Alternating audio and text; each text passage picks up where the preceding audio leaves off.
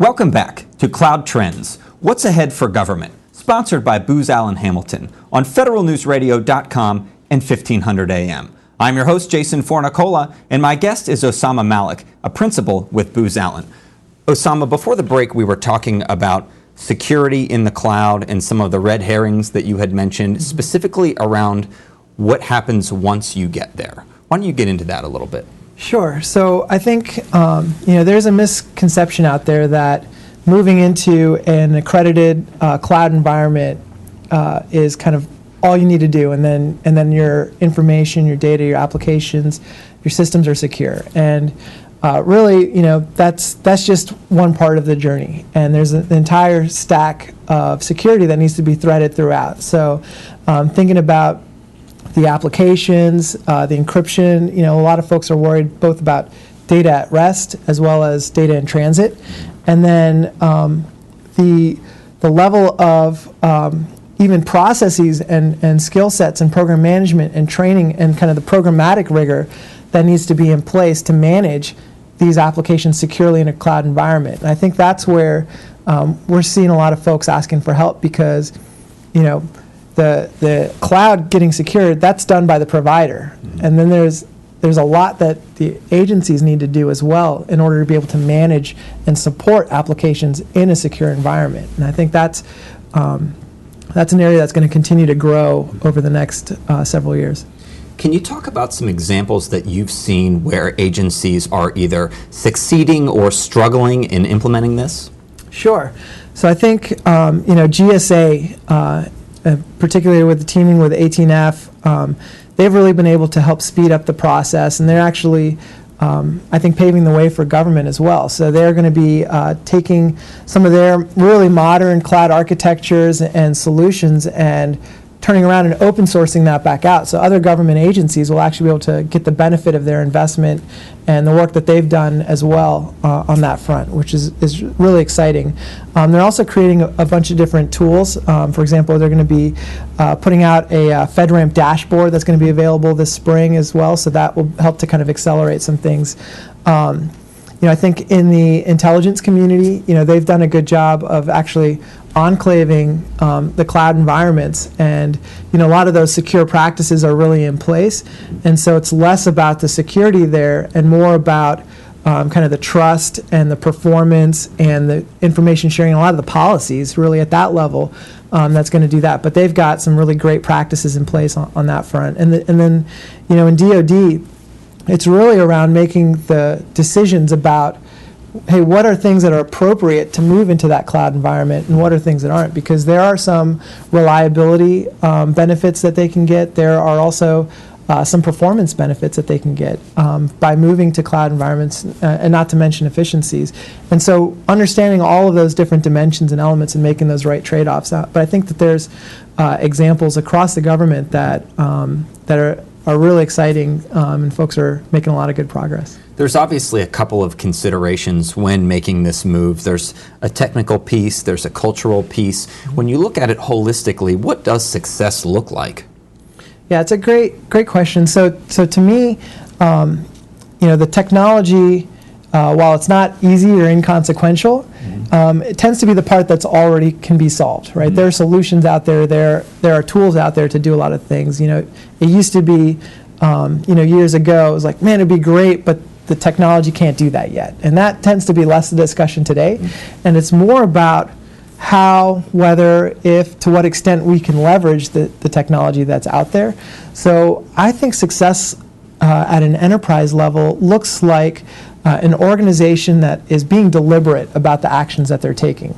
And so that means that there aren't pockets of developers that are really out there trying to do things that have gone rogue, or there's a business unit that can't wait for corporate IT to catch up, and they're starting to outsource things into the cloud, and that they're really at an enterprise level looking at the portfolio of the services they provide, the technology landscapes they have, the pockets of culture, the maturity of their management processes, and really looking at all of these things and kind of dialing in the right EQ of saying, hey, for these things, right, and it might not be a one-brush approach, but to say for these things, we're going to take this approach. And for these processes, we're going to need to train our staff, or we're going to need to implement new, rules and procedures in how we do things.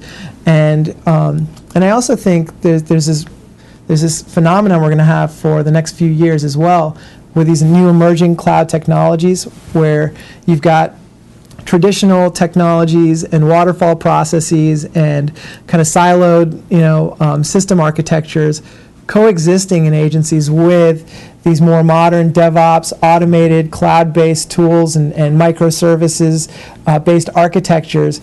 And these are going to both be under the same house. And so an organization that can recognize that and, again, be deliberate about what they're doing where, and not trying to force things, processes on a waterfall team that don't make sense, or force policies on a DevOps team that don't make sense, and being able to kind of manage that and harmonize those things together is going to be the definition of success.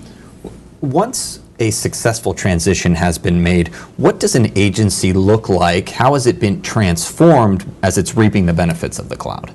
Sure. So I think what we're seeing is there's a few key benefits that agencies are getting, and a few key things that they're really looking to do. So one is around efficiencies, and that can be some cost improvement, but it also could be the time it takes to produce new digital products, right? The time it takes to provide updates to an existing system or service, right? Gone are the days where you have a new release every 2 years that brings new functionality. I mean, now there's folks who are out there in government who are releasing code daily, right? Or at an hourly increment even.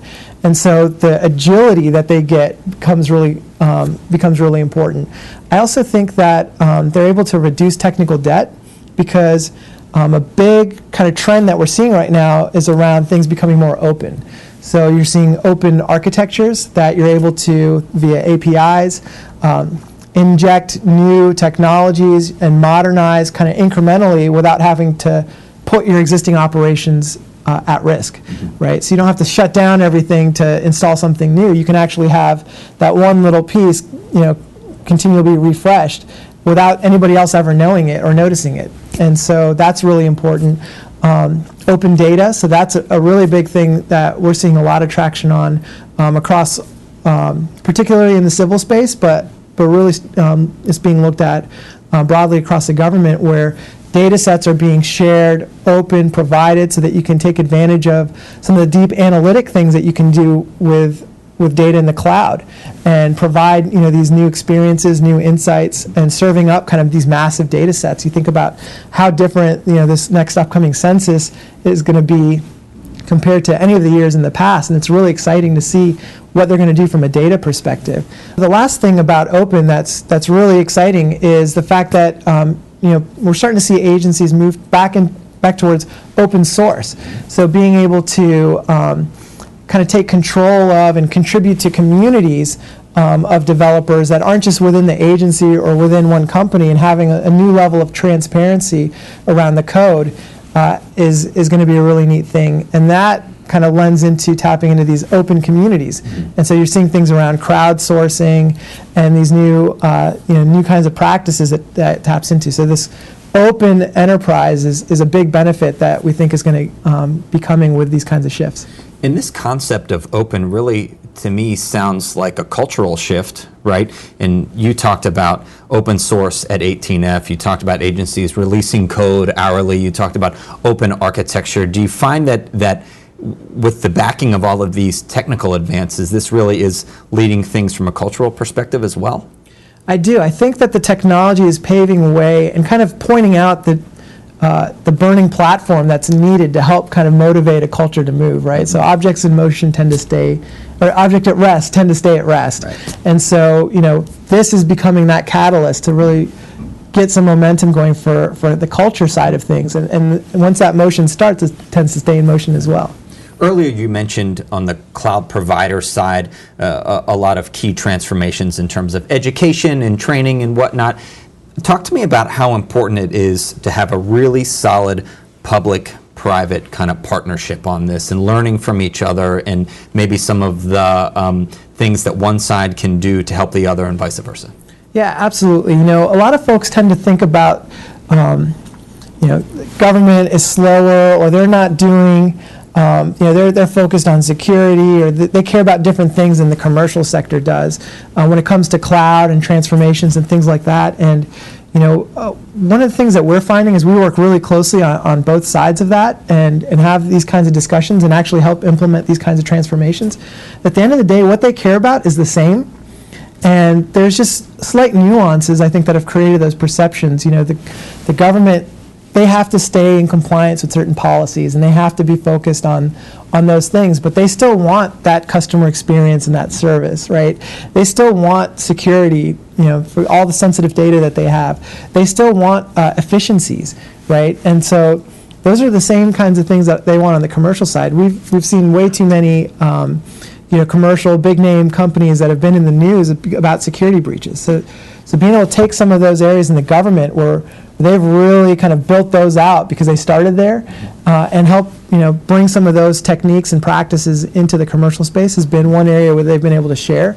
Another piece has been around that experience I was telling you about, right? So I think the government is really starting to look to commercial and the way that they are orienting their applications and services and digital products around a consumer and creating that experience. And so I think there's been a nice kind of synergy that's happened in sharing, and I think that that's going to be critical going forward because you know, the government has only been able to get into the cloud because of major investments and contributions from the commercial side as well. So a good conversation for sure. Unfortunately, this is all the time that we have for today.